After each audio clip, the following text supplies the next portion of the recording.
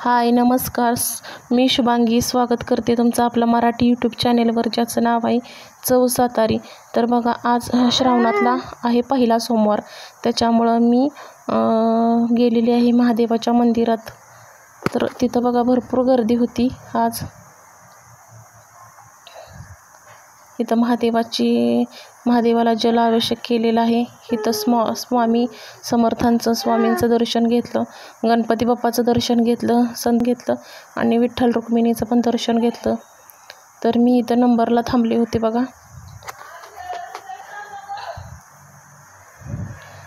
आणि त्याच्यानंतर बघा मी बाहेर जे पिंपळाचं झाड आहे त्याचं दर्शन घेतलं आणि घरी आले. घरी आल्याच्या नंतर मी आता उपवास आहे, त्याच्यामुळं साबुदाण्याचे वडे बनवणार आहे. तर त्याच्यासाठी बघा मी साबुदाणा आदल्या दिवशी रात्री भिजवून ठेवला होता. तो भिजवलेला साबुदाणा घेतलेला आहे. मिक्सरच्या भांड्यामध्ये 3 मिरच्या टाकलेल्या आहेत, थोडंसं मीठ टाकलेलं आहे आणि शेंगदाण्याचं कूट पण मी थोडंसं टाकणार आहे. माझ्याकडे होतं शेंगदाण्याचं कूट अवेलेबल, म्हणून मी शेंगदाण्याचं कूट टाकलेलं आहे. हे सगळं आता मी मिक्सरमधून थोडंसं ओबडधोबड बारीक करून घेणार आहे. तर बघा कशा पद्धतीनं मी हे बारीक करून घेतले, पूर्ण बारीक नाही केलेलं.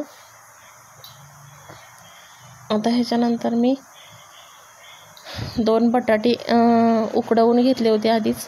ते आता एकदम छोट्या किसणीने हे बटाटे किसून घेणार आहे.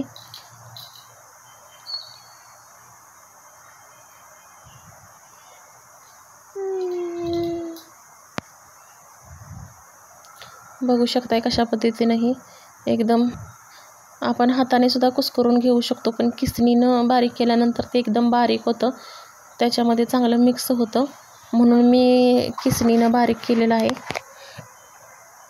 किसून घेतलेलं आहे. बघा मीठ आधीच टाकलं होतं, त्याच्यामुळं मी नंतर त्याच्यामध्ये मीठ नाही ॲड केलेलं. आता मी हे मिश्रण सगळं एकजीव करून घेणार आहे.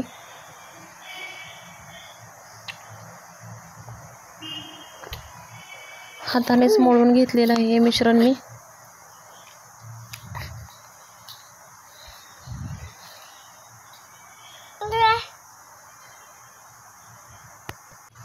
आता ह्याचे मी गोल गोल असे गोळे करून घेणार आहे आधी, आणि त्यात नंतर बघा असे हातावर थोडे चपटे करून घेणार आहे, म्हणजे वड्या टाईपमध्ये असे त्याला आकार देणार आहे.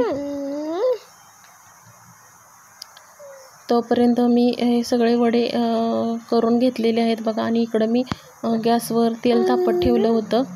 तर तेल चांगलं गरम झालेलं आहे. तेल गरम झाल्याच्या नंतर मी ह्याच्यामध्ये एक एक करून हे वडे सोडून घेणार आहे. बघा, चॅनेलला अजून जर तुम्ही सबस्क्राईब केलं नसेल तर चॅनेलला सबस्क्राईब करून घ्या, आणि माझे जर व्हिडिओ तुम्हाला आवडत असतील तर छान छान कमेंट देखील करा. वडे असे आपल्याला क्रिस्पी म्हणजे कुरकुरीत होईपर्यंत तळून घ्यायचे आहेत.